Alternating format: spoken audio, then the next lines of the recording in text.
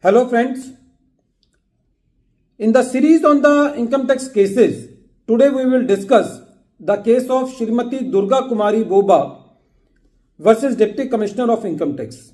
This case has been reported in 457 ITR at page number 118 and the matter has been decided by Karnataka High Court and the date of the judgment is 4th July 2022.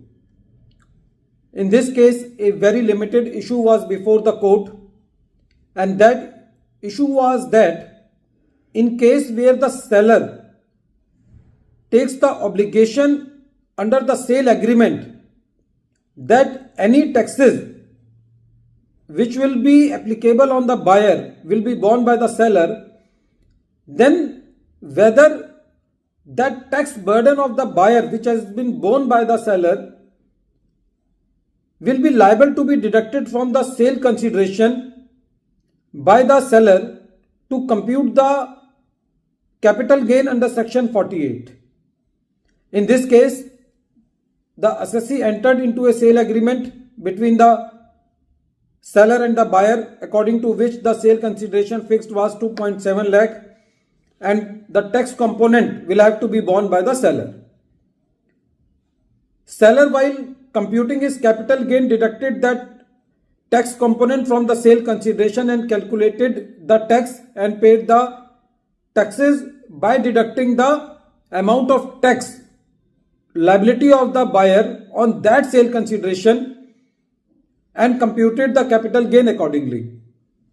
The assessing officer was of the view that this is not an item which is to be deducted from sale consideration under section 48, so he did not allow that item to be deducted from the sale consideration and accordingly calculated the income of the assessee. When the assessee went to the CIT appeal gave partly relief to the assessee. The matter was before the ITAT and the ITAT was with the assessing officer in this particular case. So the matter was before the Karnataka High Court. Before the Karnataka High Court, the assessee said that according to clause 7 of the sale agreement of the shares, the consideration for which has been fixed for rupees 2.7 crore, the seller has to bear the tax burden of that transaction which is related to the buyer.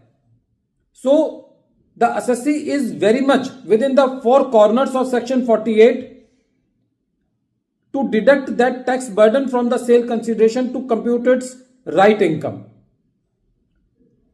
And apart from that, the department was of the view that this is a personal arrangement between the buyer and the seller. This is a type of application of income. This is not a charge on income. So it should not be allowed.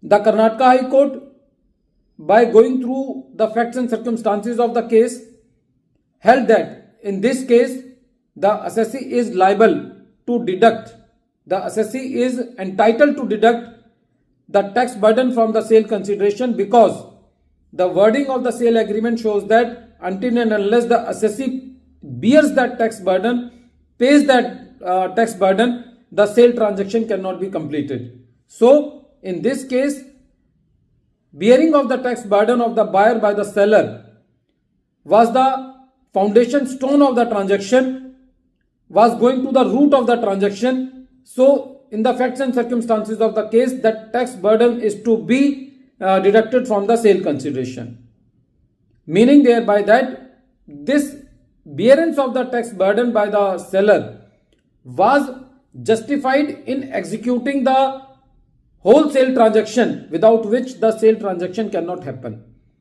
So the Karnataka High Court gave decision in favor of the assessee. The interesting thing in this case was that CIT appeal gave the relief to the assessee. Nowadays, very few cases come in which the CIT appeal gave relief to the assessee, but this is one of the exception and that is welcome also. But unfortunately, the assessee didn't get relief from the ITAT.